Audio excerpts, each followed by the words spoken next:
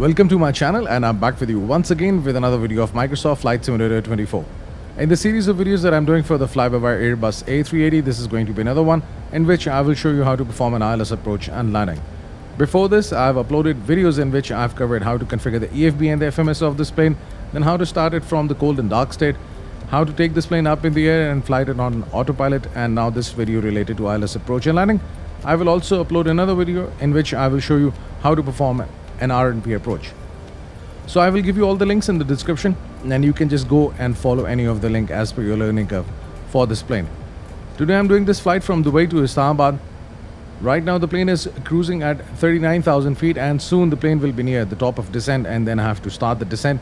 But before this I have to configure this plane for the approach.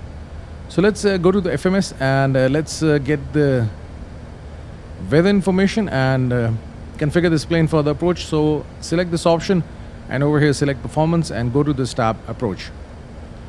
Now over here you will get this weather information, so it's there. So let's start entering this information over here. So the wind is 50 degrees 6 knots for Islamabad International Airport.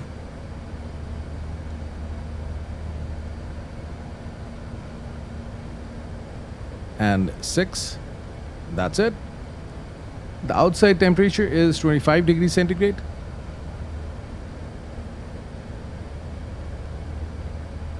And the QNH is 1005.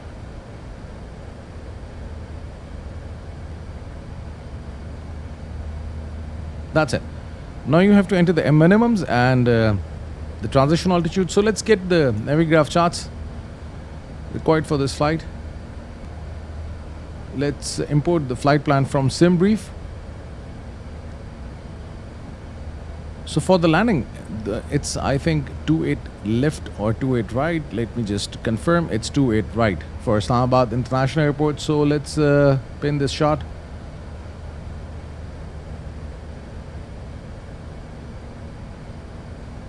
That's the one.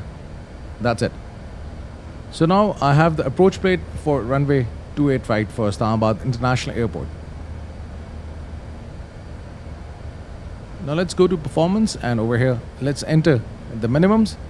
So for ILS, it's the CN height is 200 feet above the runway. The runway elevation from the sea level is 1,750. So if you add 200 to it, it will be 1,950 in terms of barrel. Remember this thing that once you are entering the minimums, don't use the radio, because it's a method in which the plane sends radio signals to the ground and it gets the reading. So if the ground is uneven, you will not have the correct altitude reading. So always use the barometric pressure.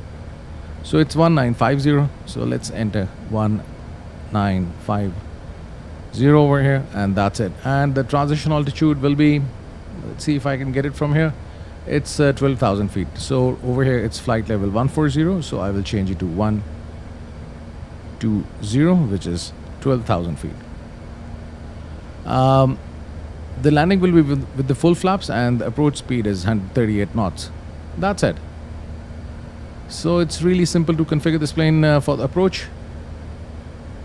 Now I will keep this approach plate over here because as a beginner I would just like to take you through a few things. For the descent I will set 3,700 feet as the target altitude, because it is the altitude at which the plane will be intercepting this glide slope. So this point BTR is 10 nautical miles before the runway, and from here the plane will go to this point D6.0. This is actually 6 nautical miles before the runway, and from here the plane will start to follow the glide slope. When you are carrying out an ILS approach and landing, there is this ground-based device which actually directs the plane to the runway. It also carries out the lateral and the vertical navigation. The lateral navigation is carried out using this button localizer, and if you want to follow the localizer and you want to also follow this glide path, then you need this button approach. So then the plane actually follows this glide slope. So this is the vertical path the plane will follow in order to land, and that's it. The ILS frequency is mentioned over here with the identifier IBIP. So let's even check whether we have this frequency over there in FMS. So you can either select this option navigate from here, or you can just like select, from here, initialization, and then you can go to navigate. Now you can see the identifier is there, IBIP, and the frequency is also there, 110.7. That's it, and the course is 278. So right now this is not correct. It's actually 278 degrees. So let me just fix it. Click over here and just enter 278 and press enter, and that's it. It goes to 281. 278. Let me just try again. That's strange. So I think it's a bug. We can just keep it like this, otherwise it changes. That's it. So now we have the information for the weather, for the approach, and the ILS frequencies over there as well. I can get the checklist on this screen. Oh, actually I've been flying the Airbus A380 a lot, so you get the checklist over here. Checklist is for this plane it's over here. My bad. Let's select it. So let's keep it over here, and once I will start the descent and the plane crosses the transition altitude at which I will change the barometer pressure from the standard to the given one, then I will just start going through this checklist. But as soon as I will start the descent, I will turn on the seatbelt signs, and below 10,000 feet I will turn on all the lights for the landing, and plus I will also configure this plane for the approach and for the landing. Still there is some distance to cover. So let's wait for the plane to reach this point. Then I can start the descent. I can set the altitude over here to 3,700. So if I press this outer knob, you can see the units will change from 1,000 to 100. So let's keep 3,700 over here, and that's it. Now I will just keep the approach plate over here as well, just to take you through a few things during the approach and the landing. Now the plane is near the top of descent, so I can start the descent. So bring your cursor over here. As soon as you see the up arrow, just press it, and then the plane will descend in the manage mode. As you can see, descent is appearing over here, and you see this arrow, the zigzag one. It means that by this point the plane will actually be following this vertical flight plan. So right now you can see this dotted line. It's slightly below than the flight plan because I started the descent bit early. You can also see this green dot over here, which is an indicator for your vertical path, how much deviation is there. So right now there is a deviation and we are lower than the vertical path. But if this green dot is over here, it means you're higher than this given or calculated vertical path. It should be over here at the middle. So by this point, this green dot will come in the middle. Now the descent has started. So for descent, there are two options. Either you go for a managed descent or a selected descent. Or selected descent is also known as the open descent. So if I bring my cursor over here, and when I see the down arrow, if I press it, then you will see over here on the flight mode annunciator, which is FMA, open descent. Now in this type of descent, the plane will just keep on descending, and if there is any altitude constraint, then it will not follow the constraint. And now you can see it will just keep on descending, and it will not follow this vertical path. That's it. So let's go back to the manage mode. Let's bring the cursor over here. As soon as you see the up arrow, just press it, and now the plane will follow this vertical path. That's it. Now the altitude for the descent is 3,700, but you can see this altitude over here, flight level 60, which is 6,000 feet. There is this constraint at this point, ISDO. It's appearing in the magenta color. So on your prime flight display and the navigation display, anything appearing in the magenta color is the managed mode, and in cyan color it's selected mode. That's it. So right now you can see this altitude constraint is also locked, so the plane will actually level off at 6,000 feet. Now you can see the plane is higher than the vertical path. But anyhow, this will just keep on happening.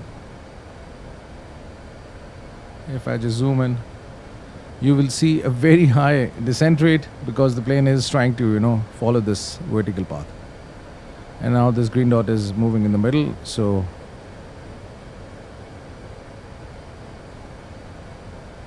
the vertical speed will get set. I can also turn on the seatbelt signs, and below 10,000 feet I will turn on all the lights for the landing.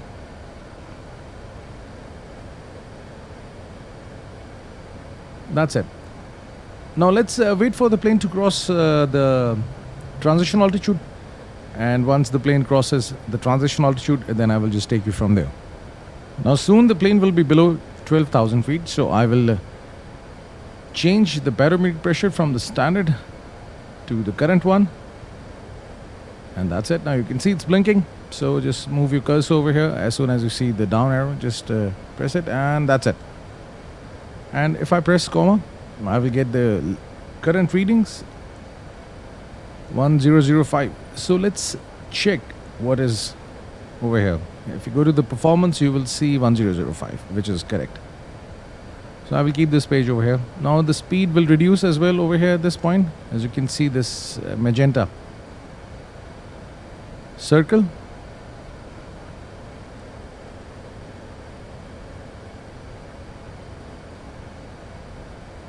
It's moving forward because the vertical speed is adjusting because really cloudy in Islamabad right now. Now as the plane is below 10,000 feet, so I can turn on the lights, nose light, and that's it. I can also turn on the logo. The seatbelt signs are already on, and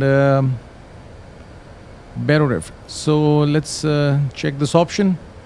And minimums I've entered. Auto brake, so I can set the auto brake to position 3. Actually I'm using the Thrustmaster TCA quadrant, and for this I have to use the controller to adjust the speed, adjust the brakes, not the speed, for the landing. So the brakes are now set, so auto brake is set, and checklist complete. Now let's bring another checklist, and for the landing, that's it. Landing gear down, ground spoilers. I will arm the ground spoilers, and that's it.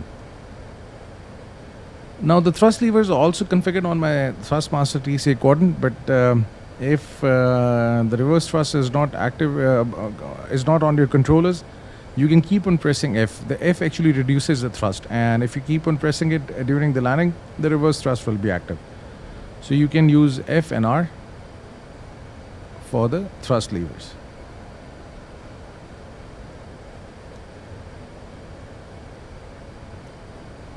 This is the default setting. Great. So now I can also press this button LS,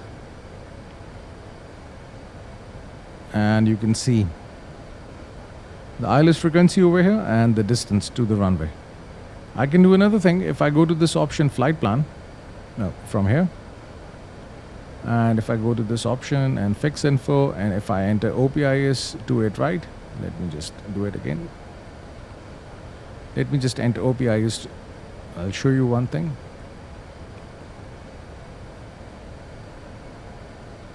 It right. So this is the runway, and if I enter 10 nautical miles of radius over here, then you will see on the flight plan, once the plane turns, you will see this. I think, can we see it right? Yeah, this is a 10 nautical miles radius, because this is the point at which I will start extending the flaps. That's it. So it's really interesting. Now the plane is turning. Another thing that I can do is this. If I, let's say, enter 98 over here, I'll just show you this trick over here, radial, 98. Then you will also see an extended line for the approach. So let's say if you are not using this manage mode for the navigation, if you're using heading mode, you will know when to intercept the localizer. So this is also a good option in this plane, although you can do it in any Airbus. That's it. Now the ILS indicators are over here, and let me just turn this airplane indicator. Now you can see it has crossed ISRO, and now the plane is going for 3,700.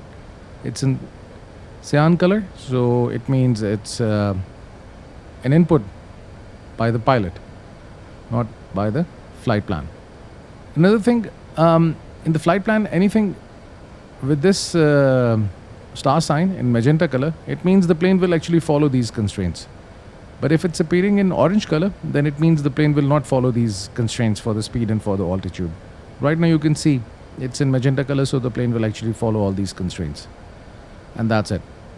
Now if I go back to performance, you can see the speed is not reducing. I can further reduce the speed, and if I press this button, activate approach and confirm, now the speed will reduce. As you can see, the plane is near this 10 nautical miles circle. Now in this method, when you activate approach, the plane's speed will reduce, but it will not go below this point, which is the green dot speed. This is speed at which the plane can fly without any flaps and slats. So the speed will not go below this because I haven't extended the flaps. Now you can see the plane is lining with the runway, and that's it.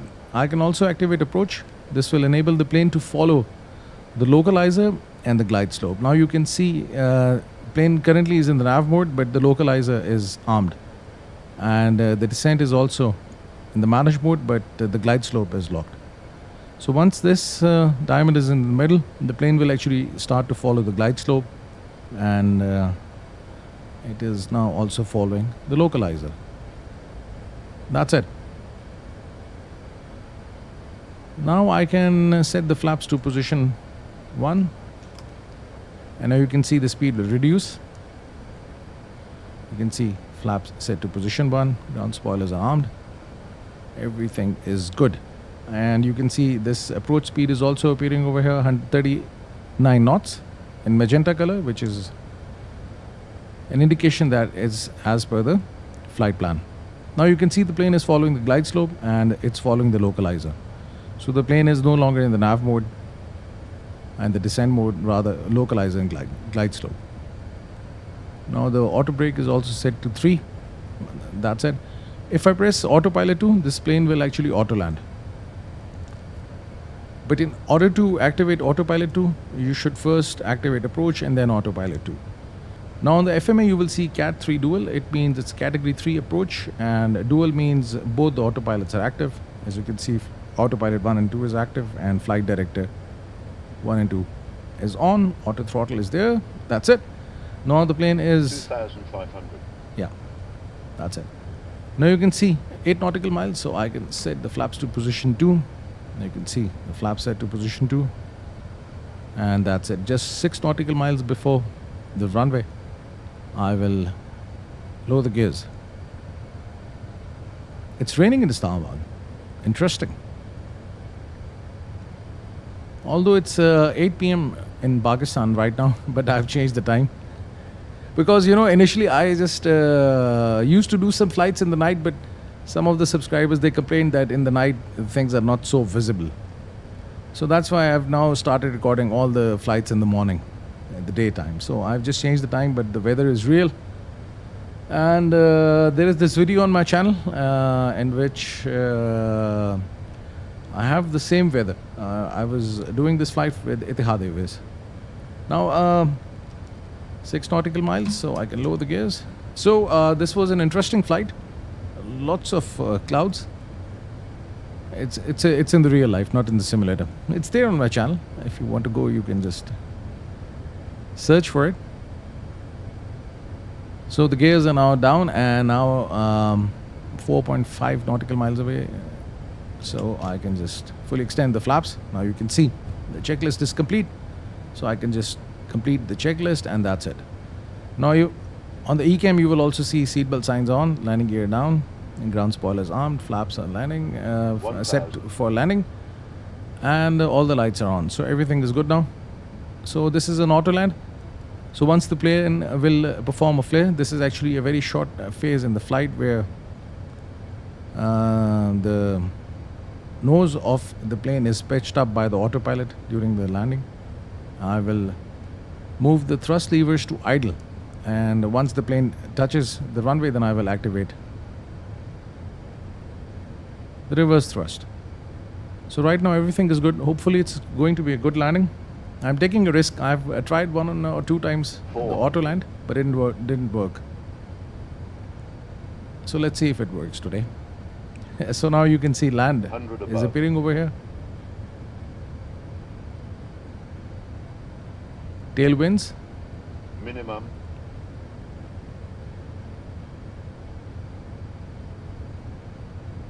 And now you can see 50, flare will appear. 40, And now flare. 30 and just 10, move the 5. and I can now activate. Oops. It was slightly going towards the right side. So I have just taken the control.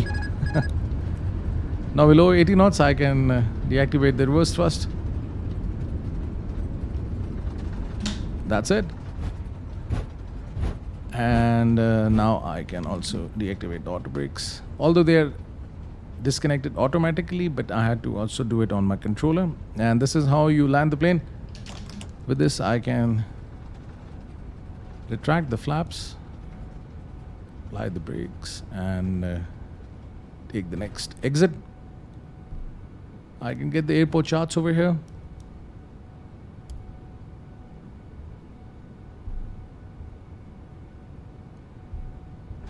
You can see the terminal. Let's also turn on the APU, because when I will park at the gate,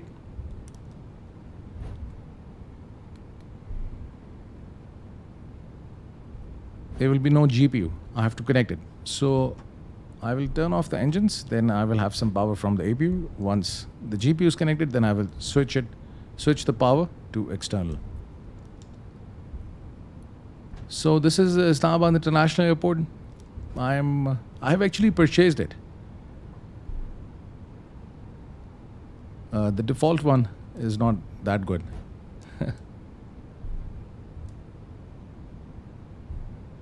Let me just give some more power. Hopefully I will get a parking. I don't know, every time when you land at an airport in the Microsoft Flight Simulator 24, all the gates have got planes. And this happened to me a few days back as well, when I was doing a complete walkthrough for this plane. All the gates had planes.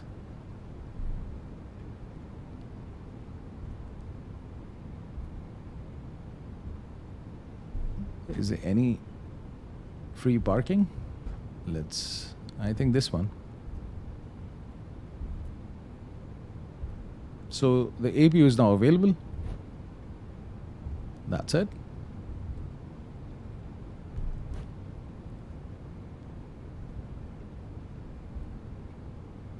This gate also has a plane. And what about the next one?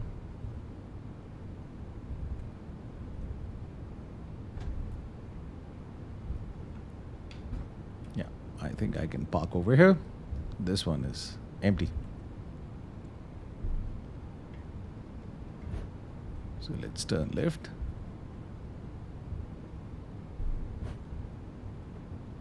Oops.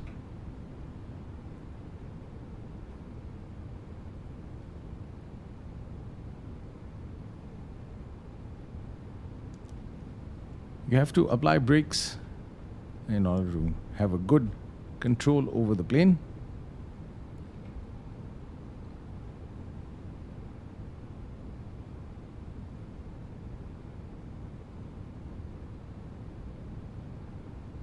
I've actually reduced the graphics to medium, that's why. The stug was appearing like this. Actually, with this plane, there is some issue with the graphics card. Now I can just stop and apply the parking brakes. You can see the parking brakes now there. And now I can turn off the lights.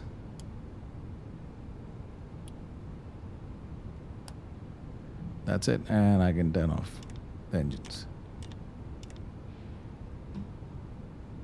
And now I can also turn off the seatbelt signs, no smoking signs, and exit.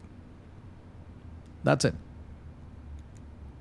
Oxygen supply for the crew off, and let's turn off all the fuel pumps.